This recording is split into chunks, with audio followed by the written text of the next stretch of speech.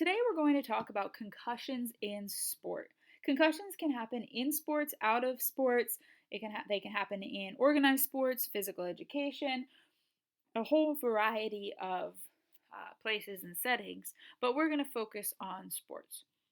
And I wanted to put this picture up at the start of the presentation just as a reminder, or to tell you for the first time, that before working at Indian Hills, I worked at the Concussion Center at Overlook Medical Center for 6 years, 2 years part-time and then 4 years full-time. And while I was there, we would see about 1,000 new patients a year, plus all our follow-up appointments. So we were pretty busy in seeing concussions. So if I reference anything about concussions at the center or patients, that's what I'm talking about.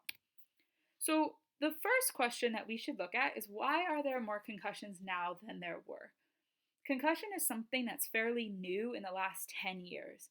Even when I was in high school and graduated in 2005, we didn't know nearly as much about concussion as we did now. One of my professors at Montclair always used to like to have me back to talk to the classes and talk about how the job that I had at the Concussion Center didn't even exist when I graduated college in 2009. And that's true. That center started in 2009 or 2010, I think. And so it was really just getting started. Concussions are fairly new in terms of our awareness of them. So the first thing that leads to more concussions is that more people are playing sports. Title IX was passed in 1972, which was a while ago now, but that allowed for equal rights or provided equal rights for women to play sports. So if there was a male team, there had to be equal funding for a female team as well. So soccer, basketball, baseball, and softball, things like that. More people are playing sports in general. Just looking at the high school level, in the 1971-72 school year, there were about 4 million people playing sports, high school sports in the US. Last year, there were just under 8 million people playing sports in high school. And so that's a huge increase just in high school athletes. It's split almost equally with 4.5 million males and 3.5 million females out of that 8 million. So more people are playing sports. That's just high school. We obviously have rec and club as well as higher levels. In looking even at youth sports, we've talked about youth sport specialization. People are playing sports for longer seasons. The more exposure that you have to a sport, the more possibilities there are for you to get injured, and that includes concussion. If you're playing for 12 months now, that's 12 months that you could possibly get a concussion instead of 3 months if you're only playing in one season. Younger athletes also have specialized training that wasn't available to them years ago. They're able to go to agility or speed or strength and conditioning coaches and get bigger and faster and stronger. They also have specific coaches to improve their sports skills. And so they might be working a lot on hitting and pitching in their free time instead of just playing outside, climbing trees, climbing fences. Learning how to fall without getting hurt is a big factor, because even if you're running in a soccer game and not knowing how to fall without hitting your head can be a big thing. And so that's part of that. And probably the biggest reason, coupled with people playing, or more people playing for longer, are that we have more research. We're more aware that concussions are bad and can cause long-term damage, or head injuries are a problem that can cause long-term damage. We're more aware as the public as we push that information out to the public, and therefore people are reporting things that they wouldn't have reported as an injury before. So a concussion is a brain injury, and it affects how your brain works. Symptoms themselves can be mild all the way up to severe. They can last for a short time, they can last for a long time. You can have a lot of symptoms, you can have just a few symptoms. They present differently for every athlete.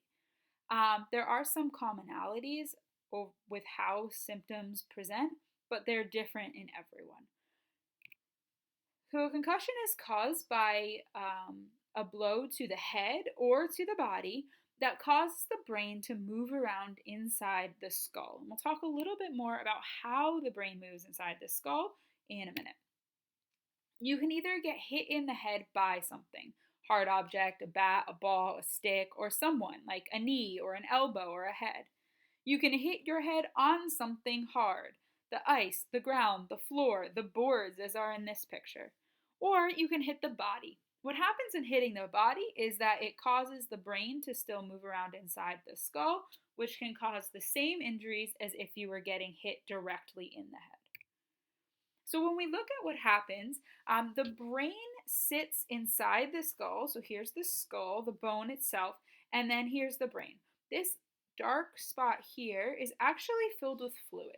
So the brain floats around in fluid, and that fluid helps cushion as we move about in our daily lives. It helps keep us safe.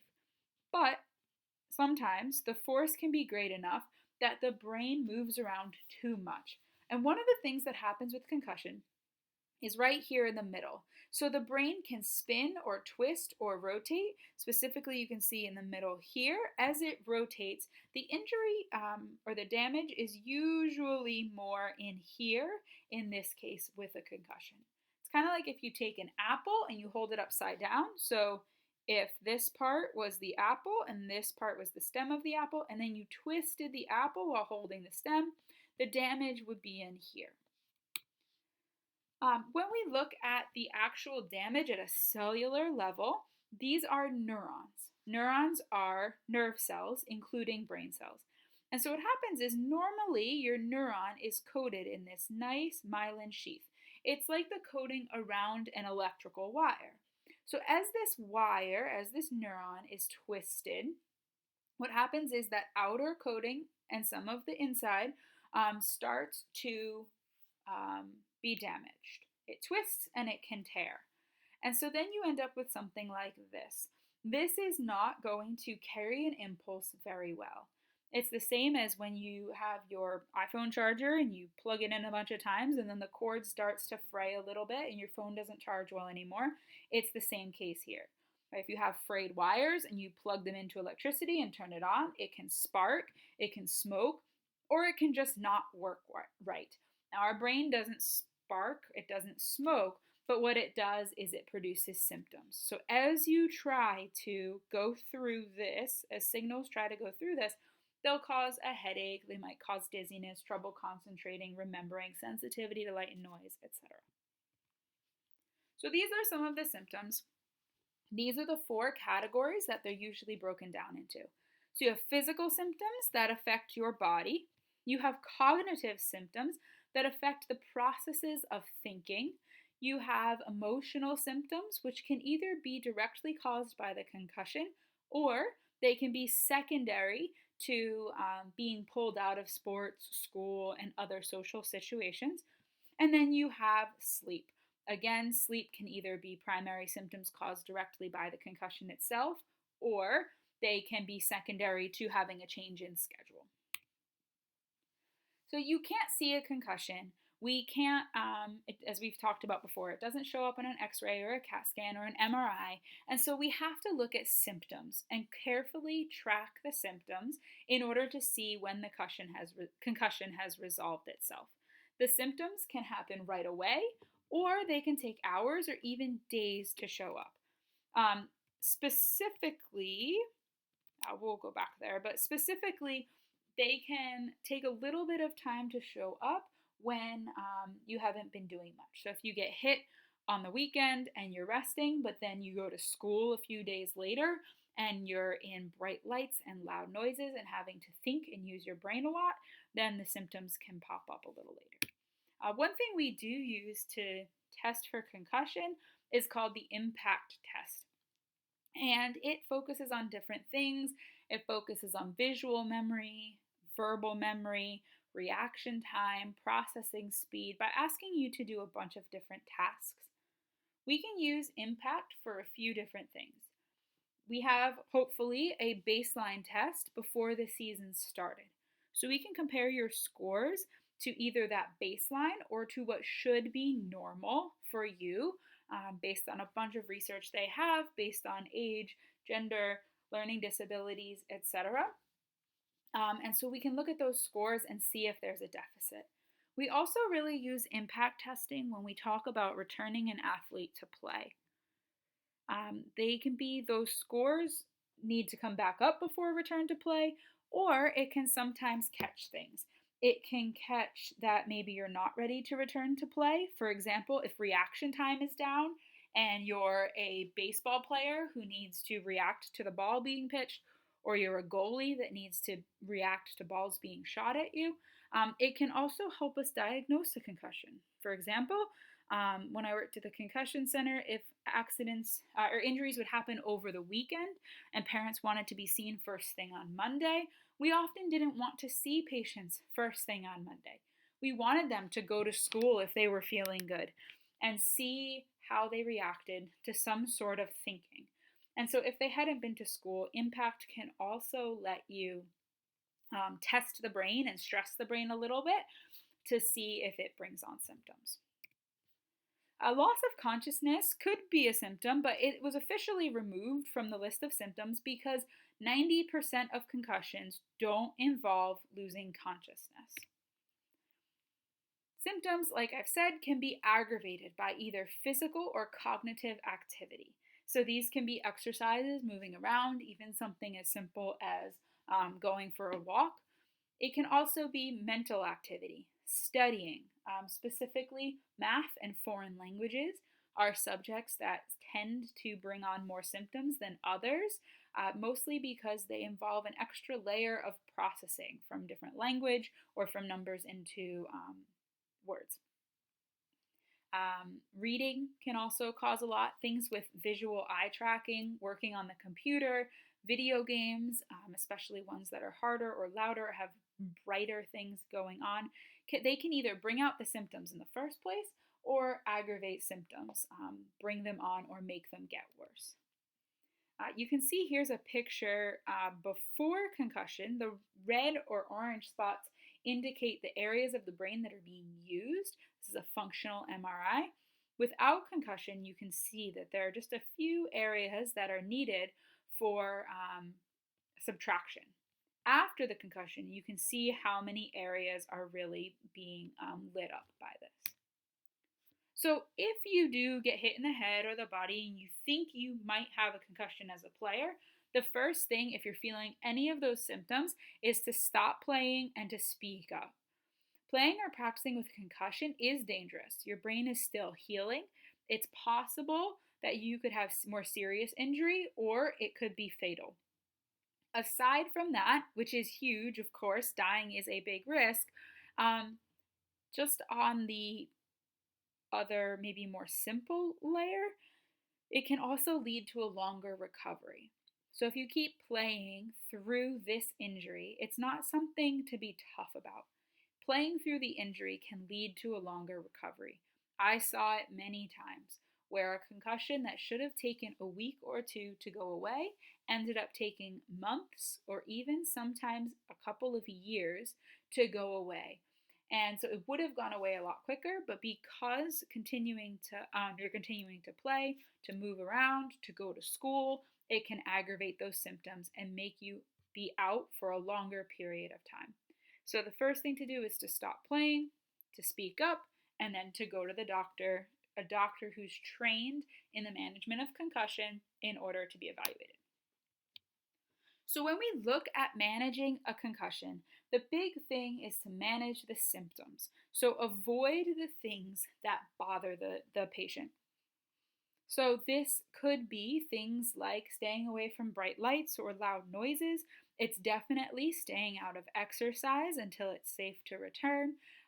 If certain things bother a patient, we have them not do those things. If the patient can do other things, then they're allowed to do those things. So sometimes things like arts and crafts, coloring, painting, board games, simple video games, or nature movies, things that are easy to watch that don't have a hard plot can sometimes be okay. This doesn't mean sitting in a dark room with no noise and no lights, because that just ends up being worse usually. It's called cocooning and is not recommended. So managing the symptoms, avoiding the things that make you feel worse. When feeling better, that's when we look to gradually return to learn. So this is returning to school. At first, there may be some accommodations. For example, leaving class early or going late so that you're not in the loud hallways or in the loud cafeteria. It could be having extra time on things. It could be not using the computer or being allowed to have breaks. It could be going in for half days, maybe just the morning or the afternoon, or alternating. Until we're at a full academic level, then we look to return to sports. So the first thing is return to full academic activity, then return to physical activity. We may look at low-level activity first, especially if this has gone on for a really long time.